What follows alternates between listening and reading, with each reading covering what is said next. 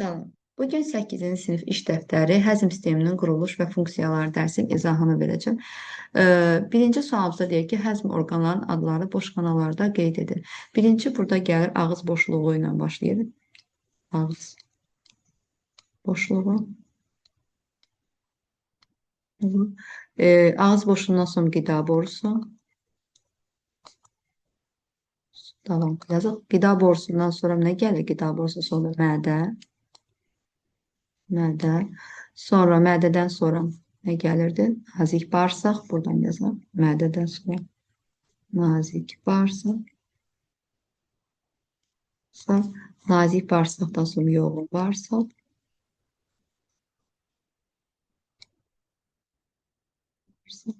Yoğun bağırsağın son şöbəsi düz bağırsaq. Düz bağırsaq. Bundan sonra burada ən böyük həzm vəzimiz olan qaraciyər.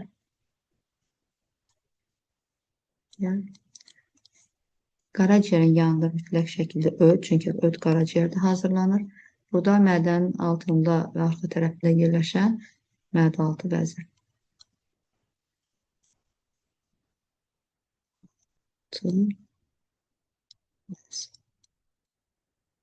İkinci tapşırığa keçək. İkincində şəkildə onurğasıların, gövşəyən heyvanların və insan həzm sistemi təsvir olunub. Verilən orqanizmlərin həzm sisteminə aid orqanların adını qarşısında cədvəldə plus qeyd etməklə yaz. Deməli, burada onurğasılardan soxulcan verilib, gövşəyən heyvanlardan mal qara verilib, məsələn, inək verilib. Burada bir də insanın həzm sistemi quruluşu verilib. Ağız həzm sistemində soxulcan ağzı var, budulağı var, qida borusu var, çinədəni var, mədəsi var, nazik və yoğun bağırsaq. Hələ bunlarda ixtisaslaşmayıb bağırsaq, nazik və yoğun bağırsaq bölünməyib. Anal dəlik var, ümumi olaraq bağırsaq qaramalda. Qaramalda ağız boşluğu var, budulaq var, qida borusu var, çinədən yoxdur, mədə var. Çinədən bir də uşaqlar quşlarda var idi, yadınızdadırsın. Bir də mədə var, nazik bağırsaq var, yoğun bağırsaq var. İnsan həzm sisteminə baxaq. İnsan həzm sistemi ağız boşluğu var, udulaq var, qida borusu var, çinədən yoxdur, mədə var, nazik bağırsaq, yoğun bağırsaq, anal dəlik var. B variantına baxaq. Sizcə bu fərqlər nə ilə əlaqədardır? Fərqlər bununla əlaqədardır ki, soxulcan onurğası heyvandır, tam olaraq həzm sistemi tam olaraq ixtisaslaşmayıbdır və qidalanma, həyat tərzi və qidalanma ilə də əlaqədar ola bilər. Çünki qaramal və insan ətlə qidalanır, daha çox yəni zülal mənşəli qidalarla daha çox qidalanır. Buna görə də yaşayış tərzi ilə əlaqədar da bu fərqlər meydana çıxa bilər. Sonra ikinci. Yetkin insan ağız boşluğundakı aşağı və yuxarı çənələr yerləşən dişlərin adları sxemdə qeyd edilir. Yaşıl rəngdə, ilk olaraq yazaq, yaşıl rəngdə kəsici dişlərdir. Kəsici dişlər. Kəsici dişlər sayı yuxarıda da 4 dənədir, aşağıda da 4 dənədir, aşağı çənədə də ümumi 8 dənədir. Sonra rozov rənglə qeyd edən olunan çəhrayı rənglə köpək dişləri. Köpək dişlərin sayı yuxarı çənədə, baxın, 1, 2, 3, 4. Aşağıda da ümumi olaraq 4 dənə köpək dişləri var. Sonra göy rənglə qeyd edilənlər kiçik ağzı dişi. Kiçik ağzı dişi. Kiçik ağzı dişlərinin sayı yuxarı çənədə 2, 2, 4, aşağıda da ümumi olaraq 8 dənə. Bir də ki, böyük ağzı dişləri. Böyük ağzı dişləri şəklində əslində qeyd olunur ki, böyük ağzı dişləri aşağı çənədə 3, 3, 6 dənə verib. Yuxarı çənədə də 2 dənə, 1, 2, 1, 2, 4 dənə də yuxarı çənədə. Yəqin ki, bunu yuxarıda ağzı dişləri və yaxud arxa tərəfə düşür ümumi götürsək. lap arxada çıxır, şəkildə tam görsənmir. Ümumi olaraq normal insanda böyük ağzı dişləri, böyük ağzı dişləri, böyük ağzı dişləri. Ümumi olaraq normal insanda böyük ağzı dişləri 12 dənədir. Amma şəkili əgər ki, yuxarıdakı bir də 2 dənəsi yoxdursa, əgər bu hissələrdəki, onda bunu götürə bilərik 10 dənə. Amma ümumi normalda 12 dənədir. Sonra dişin hansı hissəsi birinci, üçüncü rəqəmlə işarələnmişdir? 1-dən 3-ə qədər qeyd edir. Birinci rəqəmlə işarələnmiş dişin tacıdır. İkinci boynudur. Üçüncü də köküdür. Diş kökü. Düzgün cavabı tap. Həzm sistemi şöbələrinin düzgün ardıcıllığını seç. Birinci yazıb həzm sistemi ağız boşluğu, qida borusu, udulaq, mədə, bağırsaq. Ağız boşluğundan sonra qida borusu gəlmir. Ağız boşluğu, udulaq, qida borusu, mədə və bağırsaq. Bunu qeyd edək. Düzgün cavab. Və burada ağız boşluğundan sonra qida borusu gəlmir. Udulaq gələsiydi. Ağız boşluğu, udulaq, qida borusu sonu mədə gəlmir. Qida borusu gələsiydi. Ağız boşluğu, qida borusu, udulağı burada veribdir. Qida borusu, udulaq gələsiydi. B variantı. Qaraciyər axarları hara açılır? Qaraciyər axarı nazik bağırsaq açılır. A variantı. Yox, uzunluğu müəyyən et, sxemi, uyğunluğu müəyyən edirsən. Uyğunluğu müəyyən edin, sxemi tamamla. Deməli, burada bağırsaq veribdir. Bağırsağın quruluşu, ümumi olaraq bağırsağa baxanda bu yoğun bağırsağı göstərir bizə. Yoğun bağırsaq. Bu isə nazik bağırsağı göstərir. İncə bağırsağı göstərir. Nazik bağırsaq, biz bilirik ki, nazik və yoğun bağırsaq, qalın bağırsaq 3 hissədir. Hərəsi 3 hissədən ibarət. Nazik bağırsaq hissələrini bura yazaq. Nazik bağırsaq. Bağırsaq. Acı bağırsaq. İlk olaraq nazik bağırsaq 12 barmaq bağırsaqdan başlayır. 12 barmaq bağırsaq. Birinci hissəsi. İkinci hissəsi acı bağırsaq. Üçüncü qalça bağırsaq. Qalça bağırsaq. Yoğun bağırsağa bir yazında. Yoğun bağırsaq. Bağırsaqda isə yoğun bağırsaqda birinci nə gəlir? Kör bağırsaq. Kör bağırsaq. Bağırsaq. Sonra çəmbər bağırsaq. Bir də gəlirdi düz bağırsaq.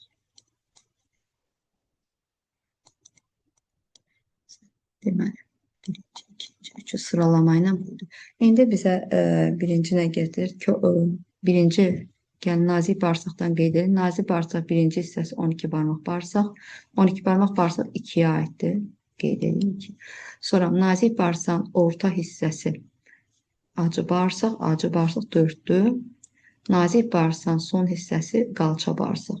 Qalça bağırsaq hansına gəlir? 7. İndi bura baxaq. Burada kör bağırsaq verir. Kör bağırsaq neçəncindədir? Kör bağırsaq 5-də. Kör bağırsaq. Kör bağırsağın çıxıntısı var idi. Appendix. Appendix 3-də. Biz bilirik kör bağırsağın çıxıntısı appendix. Çəmbər bağırsaq 6 gəlir. Bir də düz bağırsaq. Düz bağırsaqda 1 orqan gəlir. Sonra İnsan orqanizmdə həzm prosesi. Bunu da testdən izah edək. İnsan orqanizmdə həzm. Birinci testdə filoqramda həzm prosesində iştirak edən fermentlərin adlarını qeyd edin. Uşaqlar, burada hərflərlə tapmaqlı. Ümumi olaraq həzm prosesində iştirak edən gəlin fermentlərin adını yazaq. Birinci qeyd edək, yazaq. Amilaza. Amilaza. Amilaza nə edirdi? Karbohidratlara təsir edirdi amilaza. Sonra amilazadan sonra pepsin var idi. Pepsin nəyə təsir? Zülallara təsir edirdi. Sonra lipaza var idi. Yağlara təsir edirdi. Sonra tripsin var idi. Onlar da zülallara nazik bağırsaqda təsir edirdi. Tripsin var idi. Nazik bağırsaqda təsir edirdi. Ximozin var idi. Ximozin var idi. Süd zülallarına təsir edirdi. Maltaza var idi. Ama Bu da nişastaya təsir edirdi. Yəni karbohidratlara təsir edirdi. Sonra lizasin var idi. Sin var idi ki, ağız boşluğu. Deməli, uyğunluğu müəyyən edin. Burada ağız suyu ağız boşluğunda təsir edir. Ağız suyu. Bura biri yaza bilərik. Ağız boşluğunda təsir. Ağız suyu ağız boşluğunda təsir. Bir. Sonra bir də yalnız karbohidratları parçalayır. Burada ağız suyunda ancaq karbohidratların həzmi. Yalnız karbohidratların həzmi harada gedir? Ağız suyuna 4 də yaza bilərəm. Pepsin. Pepsinə mədədə də biz bilirik ki, pepsin mədəyə aid olan ferment idi. Mədədə zülalların həzmini yerinə yetirdi və yalnız zülalları parçalayır. 2, 6. Sonra C-yə bağırsaq şirəsidir. Bağırsaq şirəsi də 12 barmaq bağırsaqda təsir göstərirdi. Bir də karbohidratlar, zülal və yağları parçalayır. Biz də bilirdik ki, orada bağırsaq şirəsində fermentlər nazik bağırsaqda karbohidratlar, zülalları və yağları parçalayırdı. Üçüncü tapşırığa baxaq. Həzm sisteminin şöbələri. Və burada qrafika baxanda görürük ki, nişasta, qrafika uyğun olaraq yazsaq, nişasta deməli, nişasta ağız boşluğunda həzmi gedir, ağız boşluğu. Burada həzmi gedir, nişasta. Nişasta hansı ferment təsiri, burada amin turşuları, yəni nişasta nəyə parçalanır? Maltozaya ya amilaza fermentinin sayəsində. İkincinə yazarıq, amin turşular, zülallardan amin turşular əmələ gəldi, zülallardan amin turşular əmələ gəlir və zülallardan amin turşular əmələ gəlir. Harda olur amin turşuların yəni zülalların parçalanması mədədə baş verirdi. Bir də hansı fermentin təsirindən? Pepsinin. Biz bilirik ki, mədədə ancaq zülallara təsir pepsindir. Sonra burada tripsin göstərir. Tripsin də təsir edirdi zülallara. Tripsin də nazik bağırsaqda zülallara təsir edirdi. Amin turşuları əmələ gəlirdi. Amin turşu zülalı yaza bilərik bura. Zülal və nazik bağırsaqdır.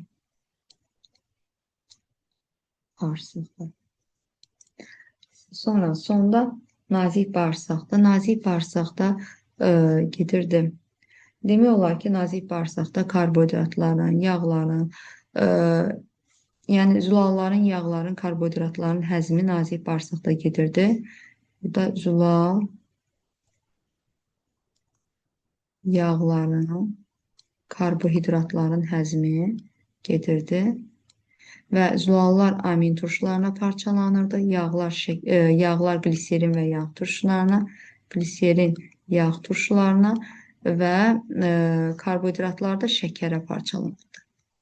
Şəkərə. Hansı fermentlər təsir edirdi? Nazik bağırsaqda. Tripsin, lipaza, bir də amilaza. Fermentlər. Sonra, nazik bağırsağın daxili səthini örtən strukturlar necə adlanır və onlar hansı funksiya yerinə yetirir? Nazik bağırsağın daxili səthini örtən strukturlar bağırsaq xovları adlanır və yazaq xovlar. Bağırsaq xovları adlanır. Bunların bağırsaq xovlarının əsas funksiyası sorulmanı həyata keçirtməkdir.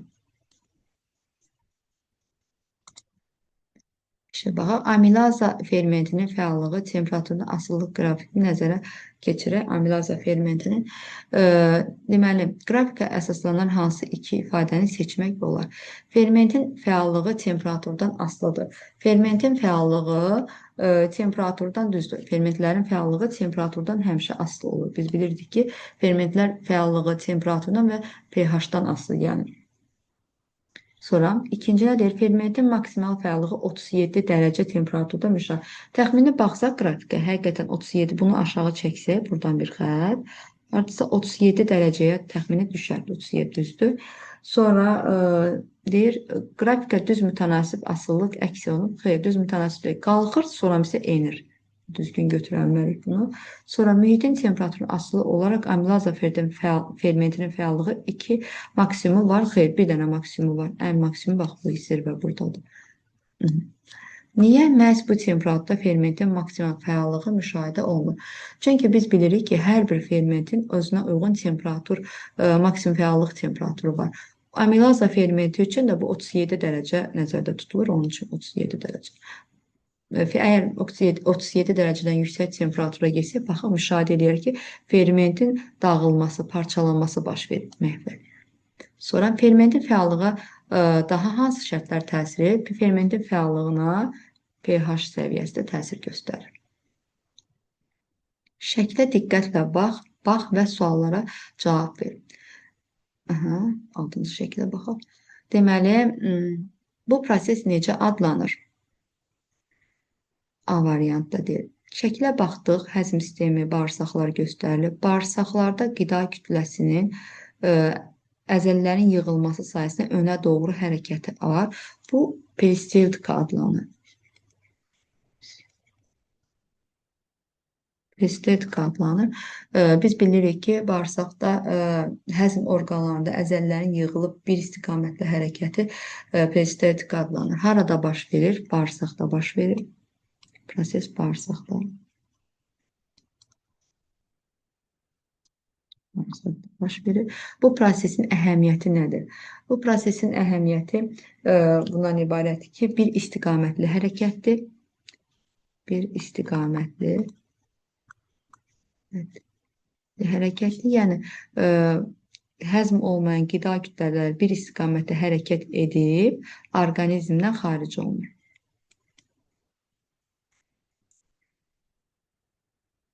Xaric edir qida kütlələrini.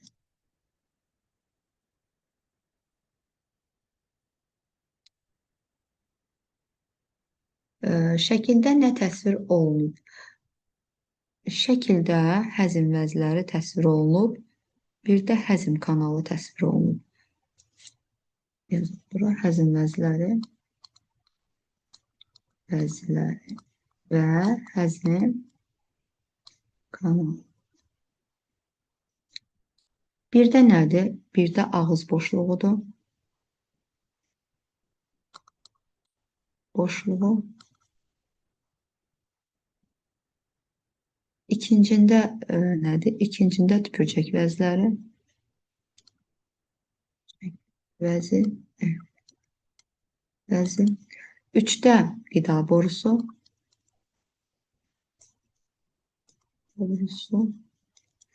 Dörddə mədə. 5də qaraciyər.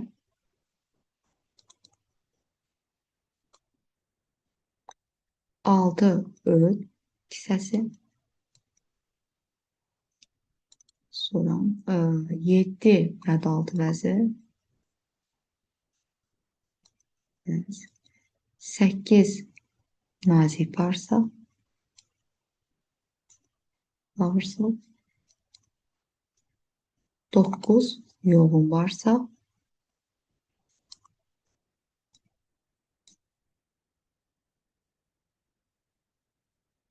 10 düz bağırsaq. Onda isə anal dəlik.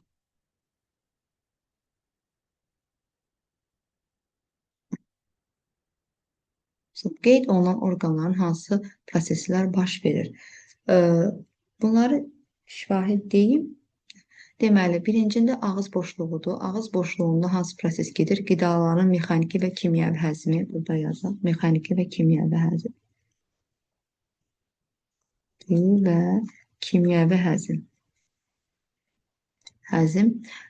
Tüpürcək vəzləri, deməli, tüpürcək vəzləri ferment ifraz edir. Tüpürcəklə qidanın kimyəvi həzminə kömək edir. Ferment verir. Ferment var. Və kimyəvi həzmə kömək edir. Kimyəvi həzmə kömək edir. Sonra üçüncü qida borusu. Qida borusu qida hissəsini mədəyə ötürür. Əzələri dalğavari yığılma sayəsində qidanı mədəyə ötürür. Sonra qaraciyər öd kisəsi, qaraciyər ən böyük həzm vəzimizdir. Öd hazırlayır, 12 barmaq bağırsağa ötürür. Öd hazırlayır, 12 barmaq. Qaraciyər bağırsağı. Sonra öd kisəsi də eyni. Öd kisəsi ödü hazırlayıb 12 barmaq bağırsağa ötürür. Mədə-altı vəzi. Əslində bunu burada yaza bilərik. Qaraciyərdə ən iri həzm vəzi yaza bilərik. Ən iri həzm vəzi. Sonra 6, 7. Mədə-altı vəzi. Mədə-altı vəzdə ferment ötürür nazik bağırsaq üçün. Nazik bağırsaq qidanın həzmi gedir. Həzm əsas hissəsi gedir. Yoğun bağırsaqda həzm olunmuş qida qalıqları, suyun sorulması, qida qalıqları ötürülür yoğun bağırsaq və suyun sorulması. Bir də bitki mənşəli qidaların həzmi. Çünki burada selulozanı parçalayan selulaza fermenti var idi. Bir də bağırsaq çöpü bakteriyaları var idi. Düz bağırsaq və anal dəlik vasitəsilə orqanizmdən qidanın xarici olur. Qida xarici olur.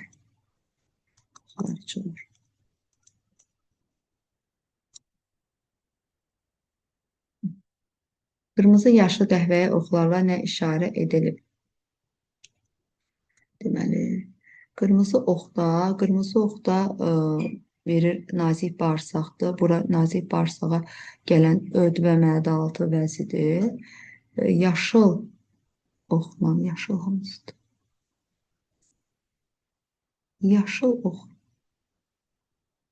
Yəqin ki, yaşıl ox. 6'dır onlar. 6 yaşıl ox ödün axarıdır, nazik bağırsağı açılır. Qırmızı qəhvə oxda bu ola bilər. Bu da mədə-altı vəzin axarıdır, o da nazik bağırsağın 12 barmaq bağırsaq şöbəsinə açılır.